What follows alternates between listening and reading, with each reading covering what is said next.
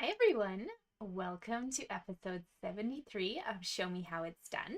I'm your host, Lauren Urbonis, and I am a demonstrator for Stampin' Up! Here in Canada, so if you need anything, just reach out and let me know. So today what I want to show you is a gorgeous silhouette card using the Grassy Grove bundle in combination with one of our papers that will soon be disappearing. So the paper in behind here is from the New Horizons Designer Series paper set, and I have a few sheets of that to show you. But if you own this package, you'll see that the card I'm showing today can be used with any of the package pieces that you have on hand.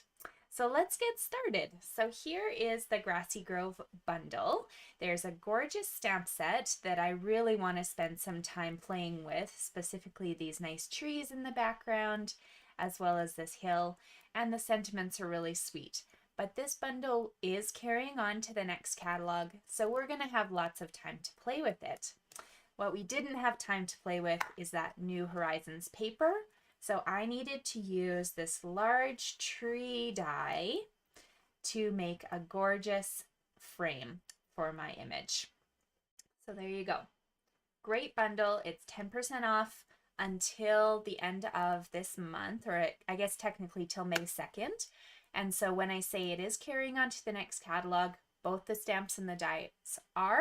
They will not, however, be offered at 10% off when you buy them together. That deal is now getting passed on to new bundles in the catalog. So make sure to grab it now so you can get that extra discount if you do want it. And if you're watching this live, then you'll also want to take note that Thursday this week, you can receive free shipping on any orders over $100. So my website's at the bottom. You can make your wish lists. And if you place it on Thursday, your shipping is free. So that's great. And make sure to say hi if you are watching, because I'd love to see where you're from and who's tuning in. Okay, so for this card, I wanted a card base of Misty Moonlight, another one of our products that will be retiring as of May 2nd, but that's okay. We can still use it because it's stunning and it's gorgeous. So this paper is 5.5 by 8.5, and I've put a score mark at 4 1/4 right in the middle of my card. So this is the card base. On top of that base, I would like to have 2 pieces of very vanilla cardstock. So one will be for the inside for me to write on, and one I'm going to emboss and put on the front of my card.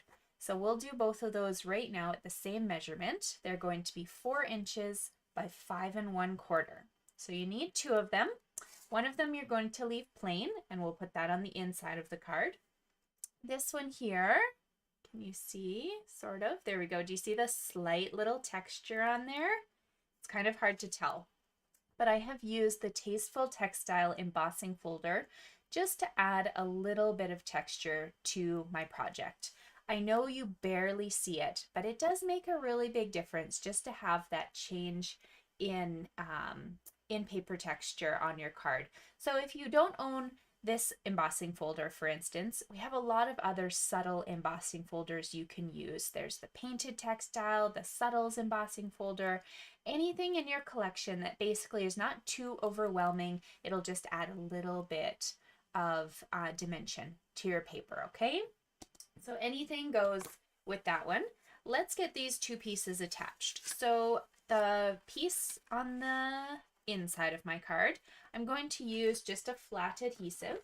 So I like to use my double-sided tape, but if you are a seal person or you like glue, please go ahead and bring that out right now. So these guys are going on the inside of the card, mostly so you have a nice solid base to write on. I will show you when we get to the end how you can maybe decorate the inside of this card as well, but we'll save that for last. We'll concentrate on the front of our card. So the next step is going to be that textured piece that you had prepared. This one I'm actually popping up on dimensionals simply because I want my card to have just a little life to it. It almost looked like one of those old panoramic kind of frame boxes. So we're just going to add few dimensionals here, a nice solid base to work on. And then this can go onto the front of your card.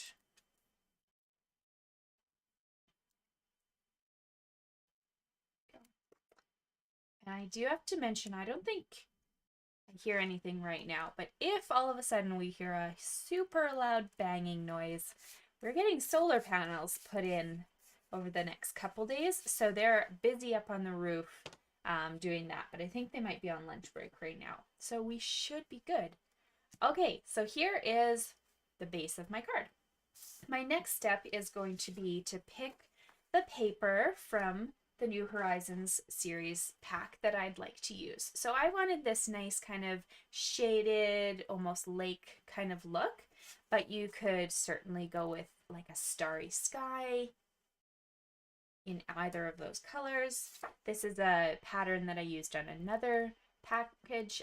You can stamp some trees up here if you want, or just make it look like there's trees in the background and a little bit of water kind of down below. This is another stunning one, I thought, if you wanted to make it look like they're walking kind of in the sunset. But the package is full of all sorts of different colors and combinations. You really can't go wrong. But whatever you choose, you're going to cut this piece down to 3 3/4 by 5 inches. And you'll attach it now straight onto the front of this card. Okay, so let's do that. It's going on with a flat adhesive once again, because we're going to dimensionalize the black part of our card. We don't need this one done as well. Okay, so even this other side looks great. As you can see, it's not, you know, it's the trees that are kind of the focus. So as long as you have some color in the background, you're good to go. So there we go. Let's face that the right way. And I'd like to move that a tiny bit. There we go. So it should line up with kind of a vanilla frame all the way around. Now this is a really fun base for you to work off of if you decided to actually start playing with some of these stamp sets. You could stamp a little deer, you could stamp some trees, or these trees, whatever you prefer. It would actually look gorgeous if you just wanted to start stamping on this, which I do have videos on in the past, so make sure to go check out that inventory. Let's talk about this piece here. So you'll start with a piece of basic black that measures 3 3/4 by 5. So that's this exact same size as our designer paper. The only difference now is we're going to take the large die from the Grassy Grove bundle. You're going to line it up right in the middle of this space and roll it through your cut and emboss machine. Okay, so I have magically now done that for you. Look, that was so quick. And this is what it looks like. You will end up with that little bit of space on the top and little bit of space on the bottom that your die never actually colored or cut, but that's okay because we really do want those silhouette images. So here is what you end up with, this gorgeous little piece. While you're also cutting that out, the little deer, the mommy doe and the baby fawn, you could put the dies in here, or you can just cut them out with black scraps so that when you're done cutting, you have one of each of them ready to go for your project. Okay, so now we're going to dimensionalize. Let's turn this over, and I highly suggest if you own the black Stampin' Up dimensionals, that would be perfect for you to use right now. I'm going to continue using the white just so that you can clearly see where I'm putting them, but if you own the black dimensionals, that will give you all sorts of freedom in case you accidentally cross a dimensional with some of that open space. Then you don't need to stress or worry about it showing through. Okay, so the main point that you need is all of the perimeter, and then I kind of just look for a few large clusters of leaves on this die here that I could maybe add a couple extra dimensionals to. I just want it to have a lot of support so that the whole frame looks like it's being held up and pushed off the page. You don't want any parts dipping into the page on you. Just isn't that nice, okay? So mini dimensionals are your best friend for this. Even better if you have the blacks.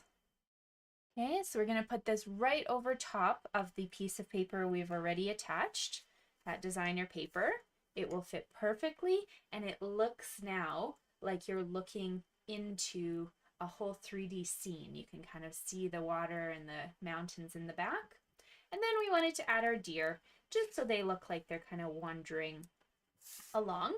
So turn those two over, and once again, pop a dimensional or two onto your workspace. So I just kind of went with the body of the deer, and I'm going to add these little dimensionals there. So it doesn't matter whether you start with the doe or the fawn, but you're going to make sure their legs are tucked under the black grass so that it actually looks like they're part of that original die. They'll be surprised that they weren't.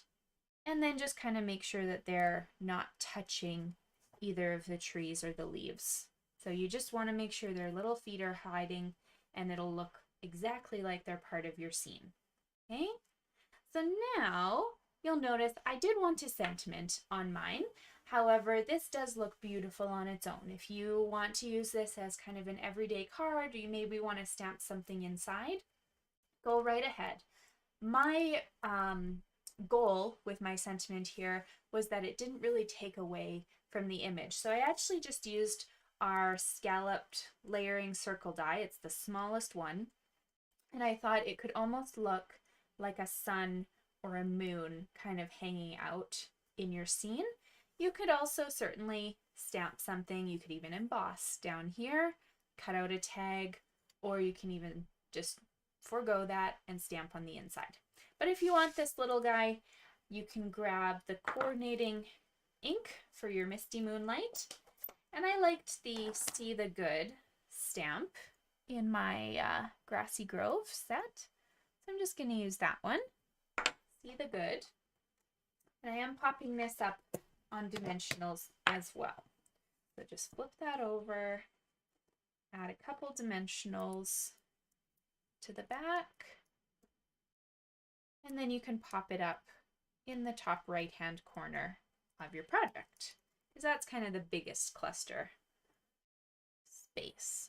Okay, so now I did promise an idea on how to decorate the inside, so let's just open this up here, and you can see it looks fine. It's rather plain, but there is this gorgeous stamp, here we go, with kind of a scene of grass and hill. I'm going to ink this up in Misty Moonlight. I'm going to stamp it on the inside of my card. And that, to me, really brings this to life. It kind of ties in the outside of your card with the inside of your sentiments. Okay, so I'm going to put that right in the bottom here. Make sure it's all inked up. And voila. So I think I had a little bit of green on my stamp that I forgot to clean, but that's okay. I got kind of a two-toned with the Evening Evergreen and the blue. And the reason that happened is because I also made you a second sample using the Evening Evergreen cardstock. This cardstock will be good for the next year, so you can use it to tie in maybe a different paper that just has more of the woodsy feel to it. So this one I used the Evening Evergreen, and then I stamped a nice solid green hill on the inside, and I obviously didn't clean it properly, so we'll just pretend that this one has the nice blue just like this one does. There we go. So you can have blue or green, doesn't matter. You can even use brown. That would tie in quite nicely as well. But there are just a couple ideas for you to use some of those pieces of the New Horizon paper and make just really simple, stunning cards for yourselves.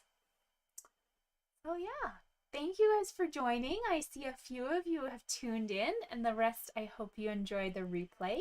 I do these videos every Tuesday at noon on my YouTube channel, and then I'll post the links for everyone else on my other platforms to watch as well. But thank you guys for watching. I hope you had a great Easter, and I will talk to you soon.